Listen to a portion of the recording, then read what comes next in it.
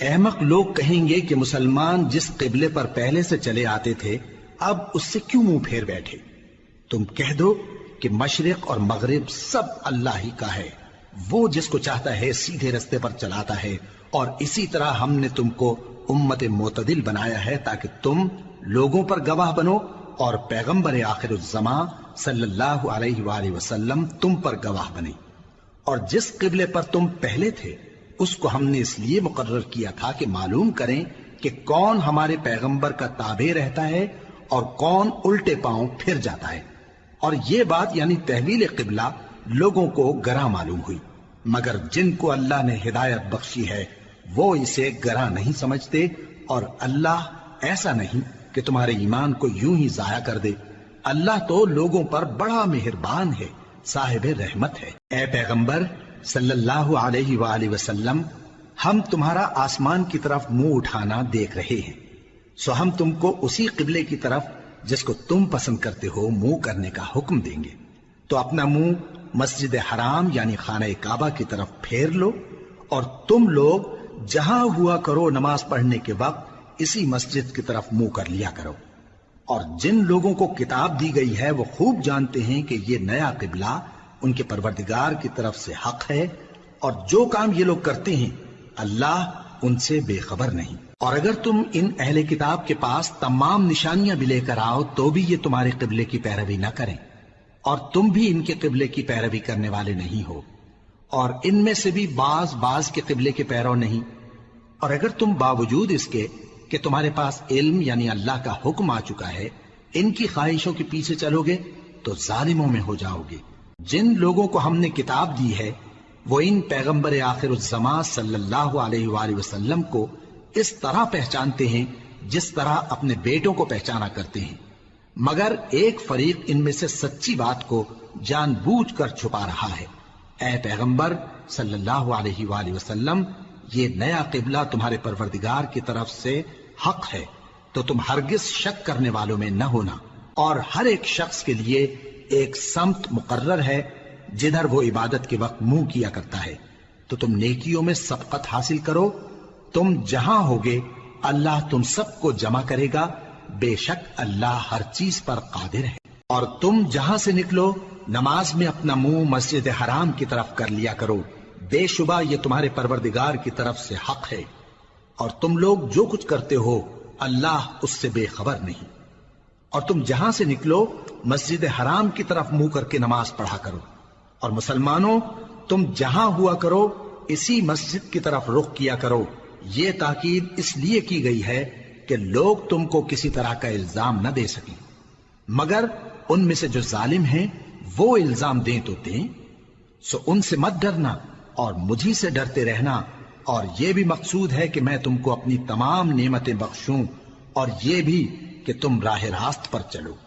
جس طرح من جملہ اور نعمتوں کے ہم نے تمہیں میں سے ایک رسول بھیجے ہیں جو تم کو ہماری آیتیں پڑھ پڑھ کر سناتے اور تمہیں پاک بناتے، اور کتاب یعنی قرآن اور دانائی سکھاتے ہیں، اور ایسی باتیں بتاتے ہیں جو تم پہلے نہیں جانتے تھے، سو تم مجھے یاد کیا کرو، میں تمہیں یاد کیا کروں گا، اور میرا احسان مانتے رہنا اور میری ناشکری نہ کرنا۔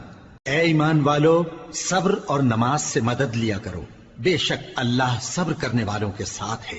اور جو لوگ اللہ کی راہ میں مارے جائیں ان کی نسبت یہ نہ کہنا کہ وہ مرے ہوئے ہیں، وہ مردہ نہیں بلکہ زندہ ہیں، لیکن تم کو شعور نہیں۔ اور ہم کسی قدر خوف اور بھوک اور مال اور جانوں اور میووں کے نقصان سے تمہاری آزمائش کریں گے، اور صبر کرنے والوں کو بشارت سنا دو کہ ان لوگوں پر جب کوئی مصیبت واقع ہوتی ہے تو کہتے ہیں کہ ہم اللہ ہی کا مال ہیں اور اسی کی طرف لوٹ کر جانے والے ہیں۔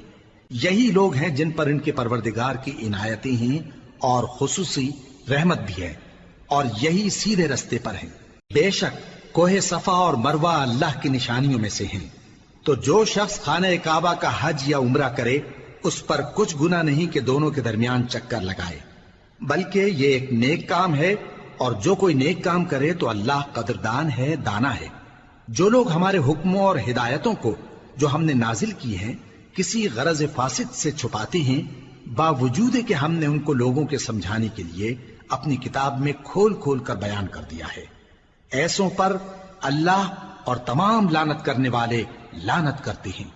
ہاں، جو توبہ کرتے ہیں اور اپنی حالت درست کر لیتے ہیں اور احکام الہی کو صاف صاف بیان کر دیتے ہیں تو میں ان کے قصور معاف کر دیتا ہوں، اور میں بڑا معاف کرنے والا بڑا مہربان ہوں۔ جو لوگ کافر ہوئے اور کافر ہی مرے، ایسوں پر اللہ کی اور فرشتوں کی اور انسانوں کی سب کی لعنت، وہ ہمیشہ اسی لعنت میں گرفتار رہیں گے۔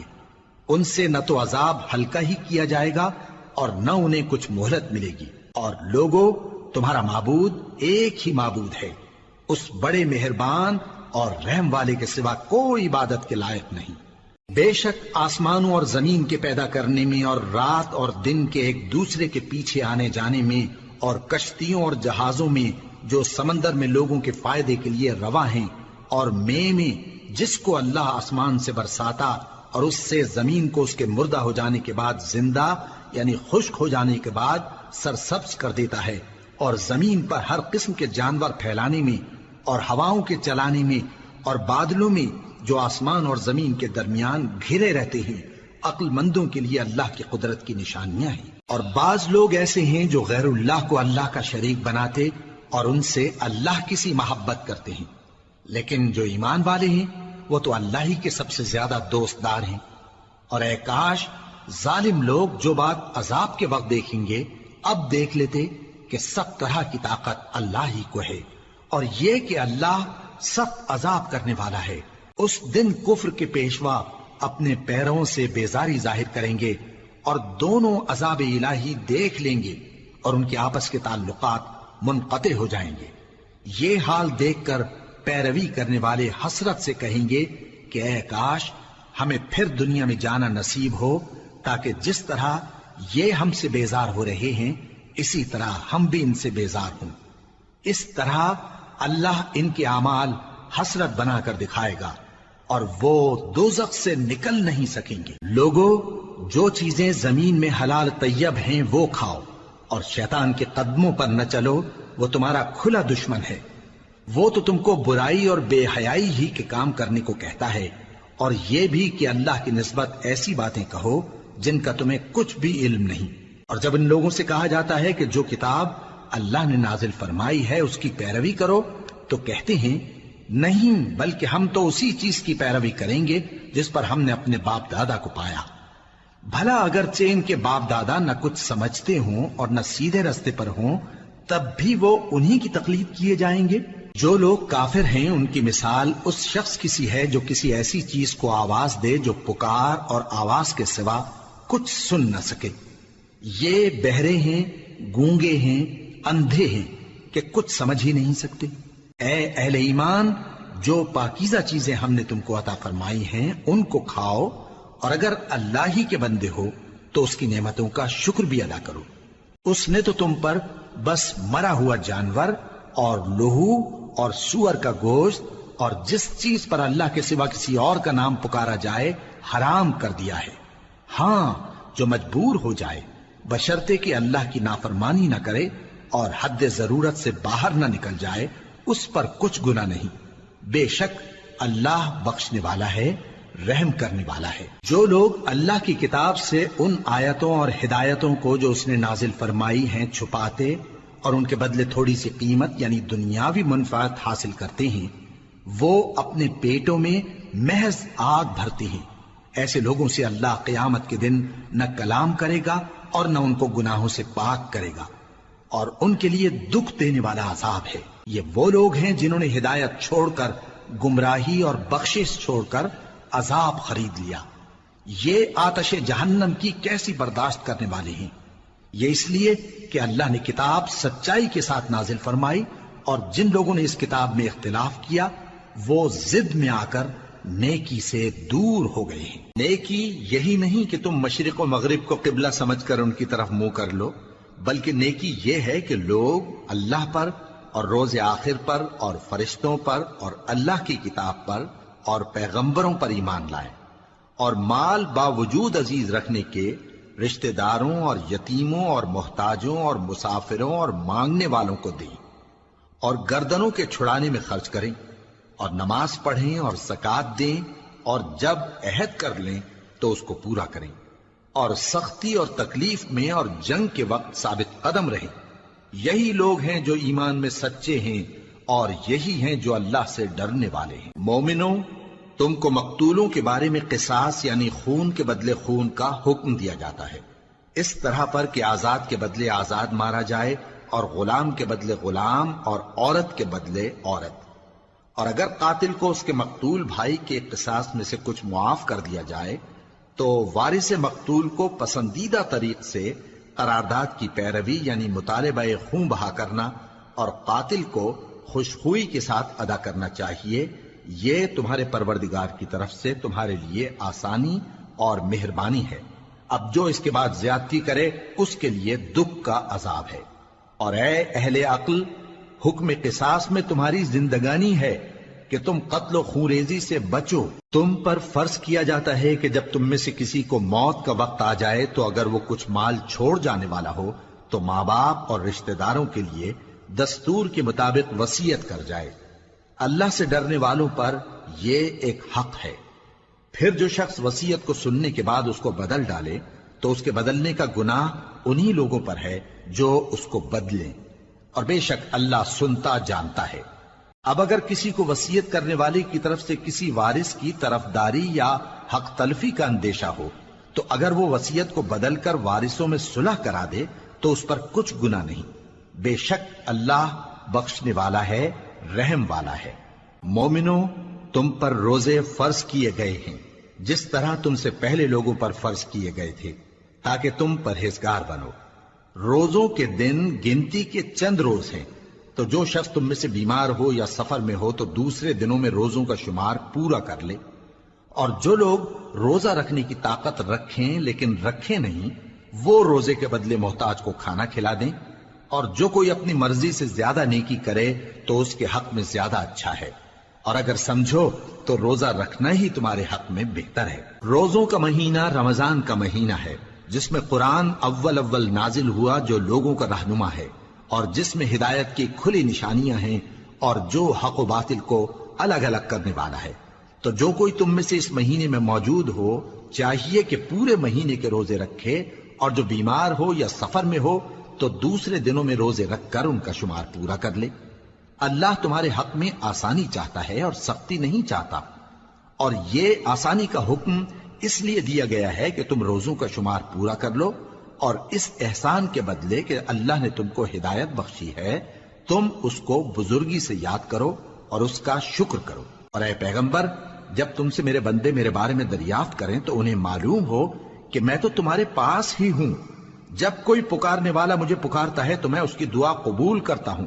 تو ان کو چاہیے کہ میرے حکموں کو مانیں اور مجھ پر ایمان رکھیں تاکہ نیک رستہ پائیں۔ روزوں کی راتوں میں تمہارے لیے اپنی عورتوں کے پاس جانا جائز کر دیا گیا ہے، وہ تمہاری پوشاک ہیں اور تم ان کی پوشاک ہو۔ اللہ کو معلوم ہے کہ تم ان کے پاس جانے سے اپنے حق میں خیانت کرتے تھے، سو اس نے تم پر مہربانی کی اور تمہاری حرکات سے درگزر فرمائی، تو اب تم کو اختیار ہے کہ ان سے مباشرت کرو۔ اور اللہ نے جو چیز تمہارے لیے لکھ رکھی ہے یعنی اولاد، اس کو اللہ سے طلب کرو اور کھاؤ اور پیو یہاں تک کہ صبح کی سفید دھاری رات کی سیاہ دھاری سے الگ نظر آنے لگے، پھر روزہ رکھ کر رات تک پورا کرو۔ اور جب تم مسجدوں میں اعتکاف بیٹھتے ہو تو ان سے مباشرت نہ کرو، یہ اللہ کی حدیں ہیں، ان کے پاس نہ جانا۔ اسی طرح اللہ اپنی آیتیں لوگوں کے سمجھانے کے لیے کھول کھول کر بیان فرماتا ہے تاکہ وہ پرہیزگار بنے۔ اور آپس میں ایک دوسرے کا مال ناحق نہ کھاؤ اور نہ اس کو رشوتاً حاکموں کے پاس پہنچاؤ تاکہ لوگوں کے مال کا کچھ حصہ ناجائز طور پر کھا جاؤ، اور اسے تم جانتے بھی ہو۔ اے پیغمبر، لوگ تم سے نئے چاند کے بارے میں دریافت کرتے ہیں کہ گھٹتا بڑھتا کیوں ہے۔ کہہ دو کہ وہ لوگوں کے کاموں کی میعادیں اور حج کے وقت معلوم ہونے کا ذریعہ ہے، اور نیکی اس بات میں نہیں کہ احرام کی حالت میں گھروں میں ان کے پچھواڑے کی طرف سے آؤ، بلکہ نیکوکار وہ ہے جو پرہیزگار ہو، اور گھروں میں ان کے دروازوں سے آیا کرو اور اللہ سے ڈرتے رہو تاکہ کامیاب ہو جاؤ۔ اور جو لوگ تم سے لڑتے ہیں تم بھی اللہ کی راہ میں ان سے لڑو، مگر زیادتی نہ کرنا، کہ اللہ زیادتی کرنے والوں کو دوست نہیں رکھتا، اور ان کو جہاں پاؤ قتل کر دو، اور جہاں سے انہوں نے تم کو نکالا ہے یعنی مکے سے، وہاں سے تم بھی ان کو نکال دو۔ اور دین سے گمراہ کرنے کا فساد قتل و خونریزی سے کہیں بڑھ کر ہے، اور جب تک وہ تم سے مسجد حرام یعنی خانہ کعبہ کے پاس نہ لڑیں تم بھی وہاں ان سے نہ لڑنا۔ ہاں اگر وہ تم سے لڑیں تو تم ان کو قتل کر ڈالو، کافروں کی یہی سزا ہے۔ پھر اگر وہ باز آ جائیں تو اللہ بخشنے والا ہے، رحم کرنے والا ہے۔ اور ان سے اس وقت تک لڑتے رہنا کہ فساد نابود ہو جائے اور ملک میں اللہ ہی کا دین غالب ہو جائے۔ پھر اگر وہ فساد سے باز آ جائیں تو ظالموں کے سوا کسی پر زیادتی نہیں کرنی چاہیے۔ ادب کا مہینہ ادب کے مہینے کے مقابل ہے، اور ادب کی چیزیں ایک دوسرے کا بدلہ ہیں۔ پس اگر کوئی تم پر زیادتی کرے تو جیسی زیادتی وہ تم پر کرے ویسی ہی تم اس پر کرو، اور اللہ سے ڈرتے رہو اور جان رکھو کہ اللہ ڈرنے والوں کے ساتھ ہے۔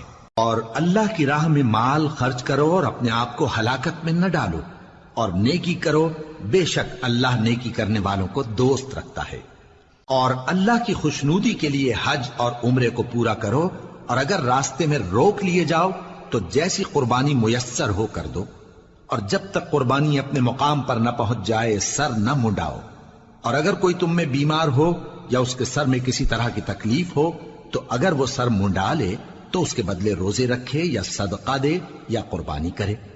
پھر جب تکلیف دور ہو کر تم مطمئن ہو جاؤ تو جو تم میں حج کے وقت تک عمرے سے فائدہ اٹھانا چاہے وہ جیسی قربانی میسر ہو کرے، اور جس کو قربانی نہ ملے وہ 3 روزے ایام حج میں رکھے اور 7 جب واپس ہو، یہ پورے 10 ہوئے۔ یہ حکم اس شخص کے لیے ہے جس کے اہل و عیال مکے میں نہ رہتے ہوں۔ اور اللہ سے ڈرتے رہو اور جان رکھو کہ اللہ سخت عذاب دینے والا ہے۔ حج کے مہینے معین ہیں جو معلوم ہیں، تو جو شخص ان مہینوں میں حج کی نیت کر لے تو حج کے دنوں میں نہ عورتوں سے اختلاط کرے، نہ کوئی برا کام کرے اور نہ کسی سے جھگڑے۔ اور جو نیک کام تم کرو گے وہ اللہ کو معلوم ہو جائے گا۔ اور زاد راہ یعنی رستے کا خرچ ساتھ لے جاؤ، کیونکہ بہترین زاد راہ پرہیزگاری ہے۔ اور اے اہل عقل مجھی سے ڈرتے رہو، اس کا تمہیں کچھ گناہ نہیں کہ حج کے دنوں میں بذریعہ تجارت اپنے پروردگار سے روزی طلب کرو۔ اور جب عرفات سے واپس ہونے لگو تو مشعر حرام یعنی مزدلفہ میں اللہ کا ذکر کرو، اور اس طرح ذکر کرو جس طرح اس نے تم کو سکھایا، اور اس سے پیشتر تم لوگ ان طریقوں سے محض ناواقف تھے۔ پھر جہاں سے اور لوگ واپس ہوں وہیں سے تم بھی واپس ہو، اور اللہ سے بخشش مانگو، بے شک اللہ بخشنے والا ہے، رحمت کرنے والا ہے۔ پھر جب حج کے تمام ارکان پورے کر چکو تو مینا میں اللہ کو یاد کرو جس طرح اپنے باپ دادا کو یاد کیا کرتے تھے، بلکہ اس سے بھی زیادہ۔ اور بعض لوگ ایسے ہیں جو اللہ سے التجا کرتے ہیں کہ اے پروردگار ہم کو جو دینا ہے دنیا ہی میں دے دے، اور ایسے لوگوں کا آخرت میں کچھ حصہ نہیں۔ اور بعض ایسے ہیں کہ دعا کرتے ہیں کہ پروردگار ہم کو دنیا میں بھی نعمت عطا فرما اور آخرت میں بھی نعمت بخشیو اور دوزخ کے عذاب سے محفوظ رکھیو۔ یہی لوگ ہیں جن کے لیے ان کے کاموں کا حصہ یعنی اجر نیک تیار ہے، اور اللہ جلد حساب لینے والا ہے۔ اور قیام منا کے دنوں میں جو گنتی کے دن ہیں اللہ کو یاد کرو، اگر کوئی جلدی کرے اور 2 ہی دن میں چل دے تو اس پر بھی کچھ گناہ نہیں، اور جو بات تک ٹھہرا رہے اس پر بھی کچھ گناہ نہیں۔ یہ باتیں اس شخص کے لیے ہیں جو اللہ سے ڈرے، اور تم لوگ اللہ سے ڈرتے رہو اور جان رکھو کہ تم سب اس کے پاس جمع کیے جاؤ گے۔ اور کوئی شخص تو ایسا ہے جس کی گفتگو دنیا کی زندگی میں تم کو دلکش معلوم ہوتی ہے، اور وہ اپنے معافی ضمیر پر یعنی اس بات پر جو اس کے دل میں ہے اللہ کو گواہ بناتا ہے، حالانکہ وہ سخت جھگڑالو ہے۔ اور جب پیٹ پھیر کر چلا جاتا ہے تو زمین میں دوڑتا پھرتا ہے تاکہ اس میں فتنہ انگیزی کرے اور کھیتی کو برباد اور انسانوں اور حیوانوں کی نسل کو نابود کر دے، اور اللہ فتنہ انگیزی کو پسند نہیں کرتا۔ اور جب اس سے کہا جاتا ہے کہ اللہ سے خوف کر تو غرور اس کو گناہ میں پھنسا دیتا ہے، سو اس کو جہنم کافی ہے اور وہ بہت برا ٹھکانہ ہے۔ اور کوئی شخص ایسا ہے کہ اللہ کی خوشنودی حاصل کرنے کے لیے اپنی جان بیچ ڈالتا ہے، اور اللہ بندوں پر بہت مہربان ہے۔ مومنو، اسلام میں پورے پورے داخل ہو جاؤ اور شیطان کے پیچھے نہ چلو، وہ تو تمہارا کھلا دشمن ہے۔ پھر اگر تم احکام روشن پہنچ جانے کے بعد لڑکھڑا جاؤ تو جان رکھو کہ اللہ غالب ہے، حکمت والا ہے۔ کیا یہ لوگ اسی بات کے منتظر ہیں کہ ان پر اللہ کا عذاب بادل کے سائبانوں میں نازل ہو اور فرشتے بھی اتر آئیں اور کام تمام کر دیا جائے؟ اور سب کاموں کا رجوع اللہ ہی کی طرف ہے۔ اے پیغمبر، بنی اسرائیل سے پوچھو کہ ہم نے ان کو کتنی کھلی نشانیاں دیں، اور جو شخص اللہ کی نعمت کو اپنے پاس آنے کے بعد بدل دے تو اللہ سخت عذاب کرنے والا ہے۔ اور جو کافر ہیں ان کے لیے دنیا کی زندگی خوشنما کر دی گئی ہے، اور وہ مومنوں سے تمسخر کرتی ہیں، لیکن جو پرہیزگار ہیں وہ قیامت کے دن ان سے اوپر ہوں گے۔ اور اللہ جس کو چاہتا ہے بے حساب رزق دیتا ہے۔ پہلے تو سب لوگوں کا ایک ہی مذہب تھا، لیکن وہ آپس میں اختلاف کرنے لگے تو اللہ نے ان کی طرف بشارت دینے والے اور ڈر سنانے والے پیغمبر بھیجے، اور ان پر سچائی کے ساتھ کتابیں نازل کی، تاکہ جن امور میں لوگ اختلاف کرتے تھے ان کا ان میں فیصلہ کر دے۔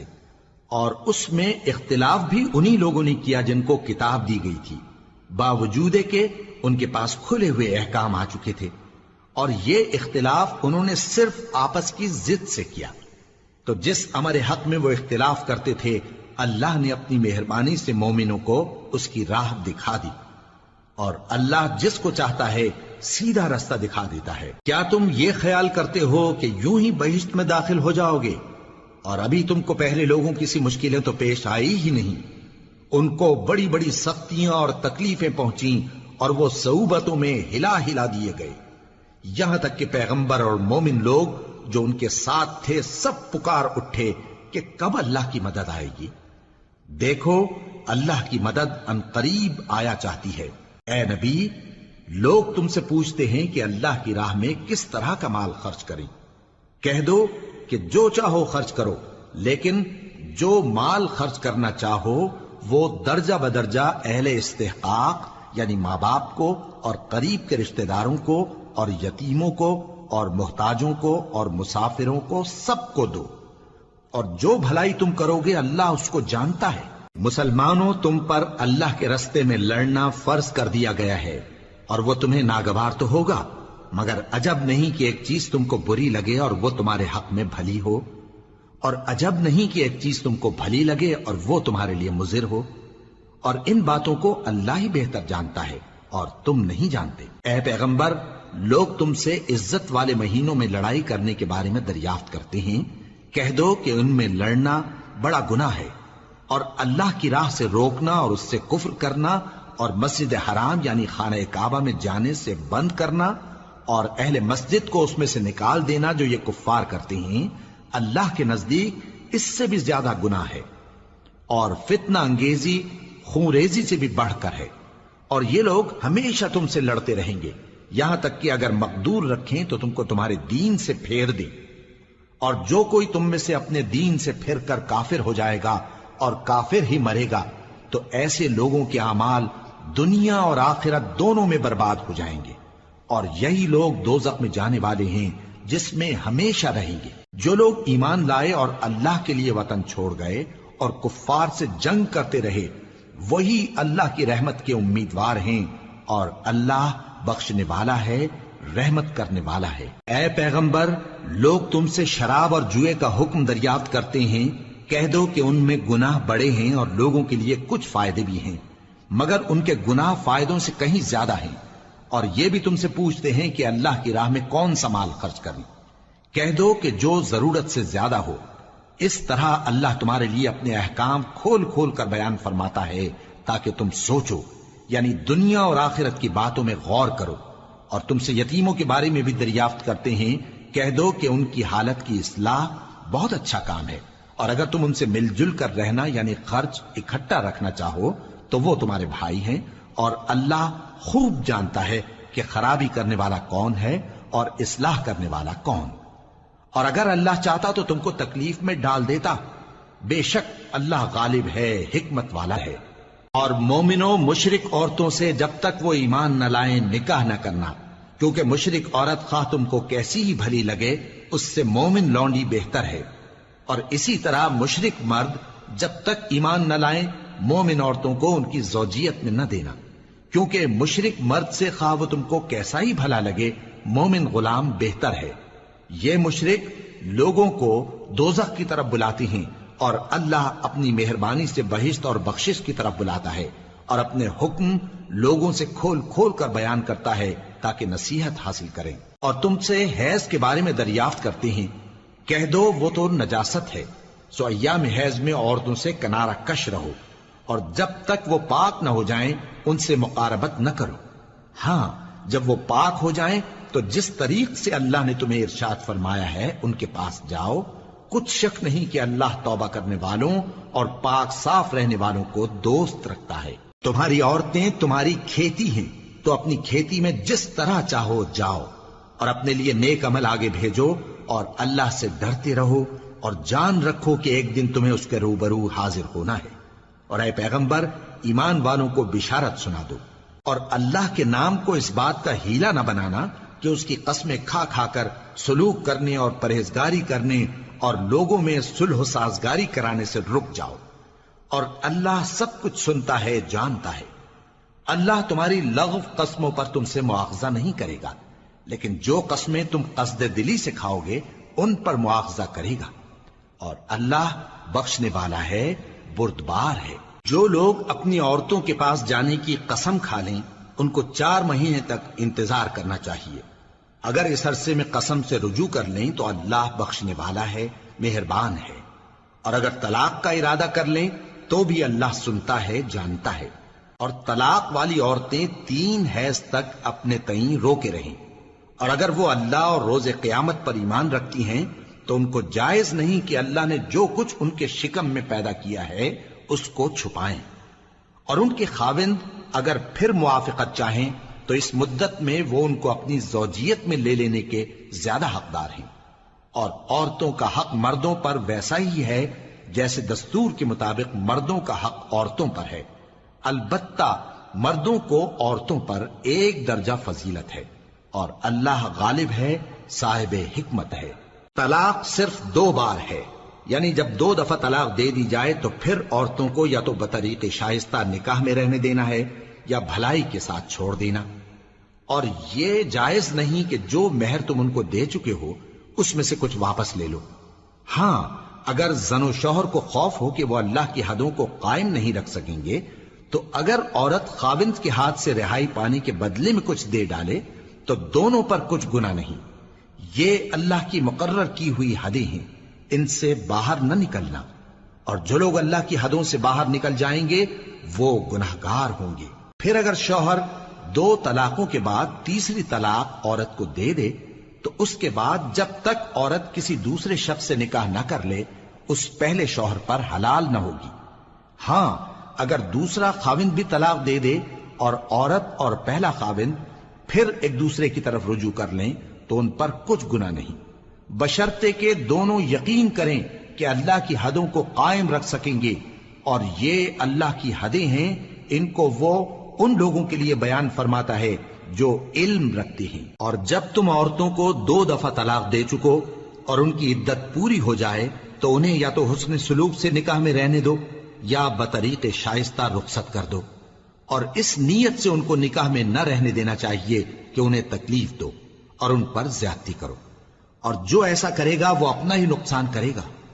اور اللہ کے احکام کو ہنسی اور کھیل نہ بناؤ، اور اللہ نے تم کو جو نعمتیں بخشی ہیں اور تم پر جو کتاب اور دانائی کی باتیں نازل کی ہیں جن سے وہ تمہیں نصیحت فرماتا ہے ان کو یاد کرو، اور اللہ سے ڈرتے رہو، اور جان رکھو کہ اللہ ہر چیز سے واقف ہے۔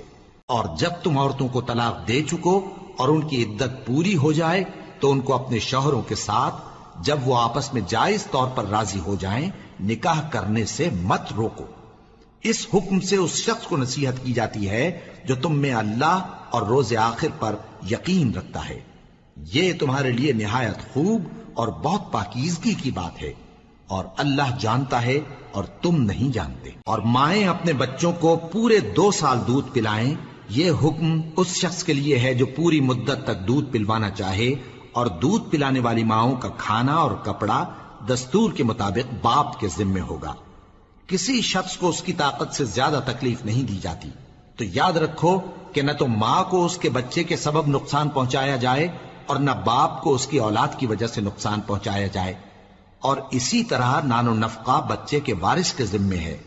اور اگر دونوں یعنی ماں باپ آپس کی رضامندی اور صلاح سے بچے کا دودھ چھڑانا چاہیں تو ان پر کچھ گناہ نہیں، اور اگر تم اپنی اولاد کو دودھ پلوانا چاہو تو تم پر کچھ گناہ نہیں، بشرطے کہ تم دودھ پلانے والیوں کو دستور کے مطابق ان کا حق جو تم نے دینا کیا تھا دے دو، اور اللہ سے ڈرتے رہو اور جان رکھو کہ جو کچھ تم کرتے ہو اللہ اس کو دیکھ رہا ہے۔ اور جو لوگ تم میں سے مر جائیں اور عورتیں چھوڑ جائیں تو وہ عورتیں 4 مہینے اور 10 دن اپنے آپ کو روکے رہیں، اور جب یہ عدت پوری کر چکیں اور اپنے حق میں پسندیدہ کام یعنی نکاح کر لیں تو تم پر کچھ گناہ نہیں، اور اللہ تمہارے سب کاموں سے واقف ہے۔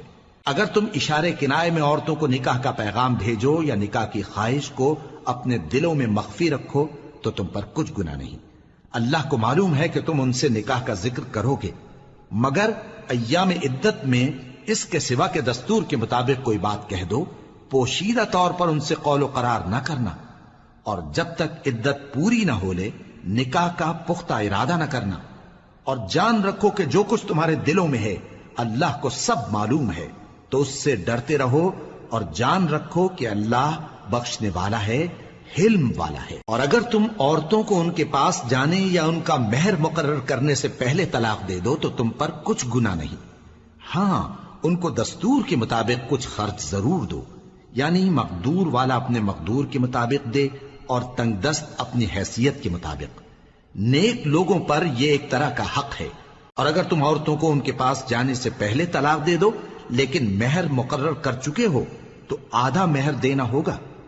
ہاں اگر عورتیں مہر بخش دیں یا مرد جن کے ہاتھ میں عقد نکاح ہے اپنا حق چھوڑ دیں اور پورا مہر دے دیں تو ان کو اختیار ہے، اور اگر تم مرد لوگ ہی اپنا حق چھوڑ دو تو یہ پرہیزگاری کی بات ہے، اور آپس میں بھلائی کرنے کو فراموش نہ کرنا۔ کچھ شک نہیں کہ اللہ تمہارے سب کاموں کو دیکھ رہا ہے۔ مسلمانوں، سب نمازیں خصوصاً بیچ کی نماز یعنی نماز عصر پورے اہتمام کے ساتھ ادا کرتے رہو اور اللہ کے آگے ادب سے کھڑے رہا کرو۔ پھر اگر تم خوف کی حالت میں ہو تو پیادے یا سوار جس حال میں ہو نماز پڑھ لو۔ پھر جب امن و اطمینان ہو جائے تو جس طریق سے اللہ نے تم کو سکھایا ہے جو تم پہلے نہیں جانتے تھے اللہ کو یاد کرو۔ اور جو لوگ تم میں سے مر جائیں اور عورتیں چھوڑ جائیں وہ اپنی عورتوں کے حق میں وصیت کر جائیں کہ ان کو 1 سال تک خرچ دیا جائے اور گھر سے نہ نکالی جائیں۔ ہاں اگر وہ خود گھر سے چلی جائیں اور اپنے حق میں پسندیدہ کام یعنی نکاح کر لیں تو تم پر کچھ گناہ نہیں، اور اللہ زبردست ہے، حکمت والا ہے۔ اور مطلقہ عورتوں کو بھی دستور کے مطابق نان و نفقہ دینا چاہیے، پرہیزگاروں پر یہ بھی حق ہے۔ اسی طرح اللہ اپنے احکام تمہارے لیے بیان فرماتا ہے تاکہ تم سمجھو۔ بھلا تم نے ان لوگوں کو نہیں دیکھا جو شمار میں ہزاروں ہی تھے اور موت کے ڈر سے اپنے گھروں سے نکل بھاگے تھے؟ تو اللہ نے ان کو حکم دیا کہ مر جاؤ، پھر ان کو زندہ بھی کر دیا۔ کچھ شک نہیں کہ اللہ لوگوں پر مہربانی رکھتا ہے، لیکن اکثر لوگ شکر نہیں کرتے۔ اور مسلمانوں، اللہ کی راہ میں جہاد کرو اور جان رکھو کہ اللہ سب کچھ سنتا ہے، سب کچھ جانتا ہے۔ کون ہے کہ اللہ کو قرض حسنہ دے کہ وہ اس کے بدلے اس کو کئی گنا زیادہ دے گا، اور اللہ ہی روزی کو تنگ کرتا اور وہی اسے کشادہ کرتا ہے، اور تم اسی کی طرف لوٹ کر جاؤ گے۔ بھلا تم نے بنی اسرائیل کی ایک جماعت کو نہیں دیکھا جس نے موسیٰ کے بعد اپنے پیغمبر سے کہا کہ آپ ہمارے لیے ایک بادشاہ مقرر کر دیں تاکہ ہم اللہ کی راہ میں جہاد کریں؟ پیغمبر نے کہا کہ اگر تم کو جہاد کا حکم دیا جائے تو ایسا تو نہیں کہ لڑنے سے پہلو تہی کرو۔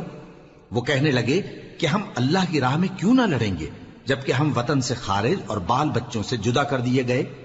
پھر جب ان کو جہاد کا حکم دیا گیا تو چند اشخاص کے سوا سب پھر گئے، اور اللہ ظالموں سے خوب واقف ہے۔ اور پیغمبر نے ان سے یہ بھی کہا کہ اللہ نے تم پر طالوت کو بادشاہ مقرر فرمایا ہے وہ بولے کہ اسے ہم پر بادشاہی کا حق کیوں کر ہو سکتا ہے؟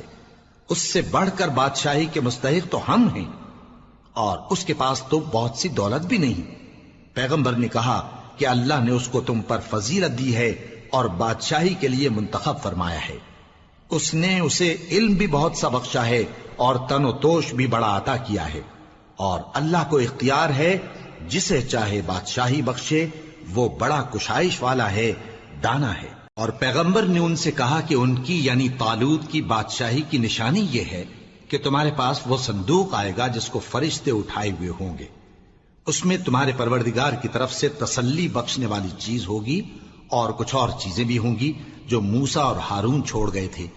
اگر تم ایمان رکھتے ہو تو یہ تمہارے لیے ایک بڑی نشانی ہے۔ غرض جب طالوت فوجیں لے کر روانہ ہوا تو اس نے ان سے کہا کہ اللہ ایک نہر سے تمہاری آزمائش کرنے والا ہے، جو شخص اس میں سے پانی پی لے گا اس کی نسبت تصور کیا جائے گا کہ وہ میرا نہیں، اور جو نہ پیے گا وہ سمجھا جائے گا کہ میرا ہے۔ ہاں اگر کوئی ہاتھ سے چلو بھر پانی لے لے تو خیر۔ جب وہ لوگ نہر پر پہنچے تو چند آدمیوں کے سوا سب نے پانی پی لیا۔ پھر جب طالوت اور مومن لوگ جو اس کے ساتھ تھے نہر کے پار ہو گئے تو کہنے لگے کہ آج ہم میں جالوت اور اس کے لشکر سے مقابلہ کرنے کی طاقت نہیں۔ جو لوگ یقین رکھتے تھے کہ ان کو اللہ کے روبرو حاضر ہونا ہے، وہ کہنے لگے کہ بسا اوقات تھوڑی سی جماعت نے اللہ کے حکم سے بڑی جماعت پر فتح حاصل کی ہے، اور اللہ ثابت قدم رہنے والوں کے ساتھ ہے۔ اور جب وہ لوگ جالوت اور اس کے لشکر کے مقابل میں آئے تو اللہ سے دعا کی کہ اے پروردگار، ہم پر صبر کے دہانے کھول دے اور ہمیں لڑائی میں ثابت قدم رکھ اور لشکر کفار پر فتح یاب کر۔ تو طالوت کی فوج نے اللہ کے حکم سے ان کو شکست دے دی، اور داؤد نے جالوت کو قتل کر ڈالا، اور اللہ نے ان کو بادشاہی اور دانائی بخشی اور جو کچھ چاہا سکھایا۔ اور اگر اللہ لوگوں کو ایک دوسرے پر چڑھائی اور حملہ کرنے سے نہ ہٹاتا رہتا تو کرۂ ارض تباہ ہو جاتا، لیکن اللہ اہل عالم پر بڑا مہربان ہے۔ یہ اللہ کی آیتیں ہیں جو ہم تم کو سچائی کے ساتھ پڑھ کر سناتے ہیں، اور اے محمد صلی اللہ علیہ وآلہ وسلم تم بلا شبہ پیغمبروں میں سے ہو۔